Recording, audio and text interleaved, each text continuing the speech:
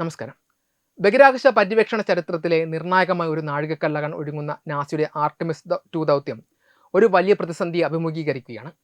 1972 ശേഷം ആദ്യമായി മനുഷ്യനെ ചന്ദ്രന്റെ ഭ്രമണപഥത്തിലേക്ക് എത്തിക്കാനുള്ള ഈ ചരിത്ര ദൗത്യത്തിന്റെ വിക്ഷേപണത്തിന് തൊട്ടു മുൻപായി സൂര്യനിൽ നിന്നുണ്ടായ അതിശക്തമായ സൗരജ്വാലയാണ് ശാസ്ത്രലോകത്തെ ആശങ്കയിലാഴ്ത്തിയിരിക്കുന്നത്.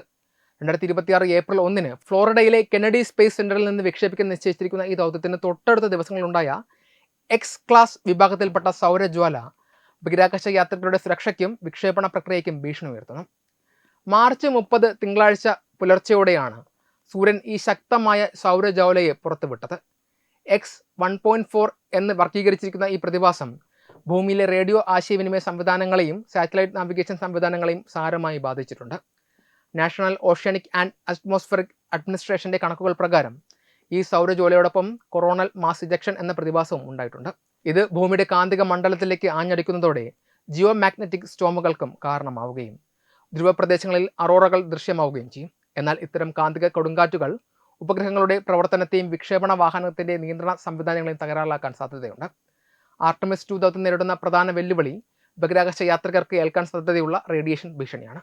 ഭൂമിയുടെ കാന്തിക കവചത്തിന് പുറത്തേക്ക് യാത്ര ചെയ്യുന്ന Reid Wiseman, Victor Glover, Christina Koch, Jeremy Hansen എന്നിവർക്ക് സൂര്യനിൽ നിന്നുള്ള മാരകമായ വികിരണങ്ങൾ വലിയ ആരോഗ്യ പ്രശ്നങ്ങൾ സൃഷ്ടിച്ചേക്കാം.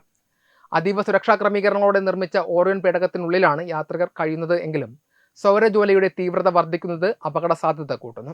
വിക്ഷേപണ സമയത്തും ഭ്രമണപഥം മാറ്റുന്ന നിർണായക ഘട്ടങ്ങളിലും സാറ്റലൈറ്റ് ആശയവിനിമയം തടസ്സപ്പെടുന്നത് ദൗത്യത്തിന്റെ വിജയത്തെ തന്നെ ബാധിക്കുമെന്നതിനാൽ നാസയുടെ moon to Mars space weather analysis office സ്ഥിതിഗതികൾ സൂക്ഷ്മമായി നിരീക്ഷിച്ചു വരികയാണ്. ഈ സാഹചര്യത്തിൽ വിക്ഷേപണ സമയം പുനഃക്രമീകരിക്കണോ എന്ന കാര്യത്തിൽ ഗൗരവകരമായ ചർച്ചകളാണ് നടക്കുന്നത്. 10 ദിവസത്തോളം നീണ്ടു നിൽക്കുന്ന ഈ ദൗത്യം ഭാവിയിലെ ചന്ദ്ര യാത്രകൾക്കും ചൊവ്വയിലെ പര്യവേക്ഷണങ്ങൾക്കും അടിത്തറയിടുന്ന ഒന്നാണ്.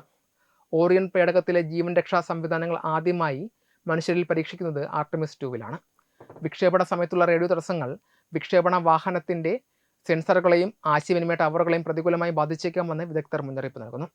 അതീവ ജാഗ്രതയോടെയും കൃത്യമായ തയ്യാറെടുപ്പുകളോടെയും മാത്രമേ ഇത്തരമൊരു വെല്ലുവിളിയെ മറികടന്ന് മുന്നോട്ട് പോകാൻ സാധിക്കൂ എന്നത് ബഹിരാകാശ ഏജൻസികൾക്ക് വലിയൊരു പരീക്ഷണമാണ് നൽകുന്നത്. സൂര്യൻ്റെ ഓരോ സ്പന്ദനവും മനുഷ്യൻ്റെ ചന്ദ്രനിലേക്കുള്ള മടക്കയാത്രയിൽ നിർണായകമായി മാറുകയാണ്. വെബ് ഡെസ്ക് തത്വമൈ TV.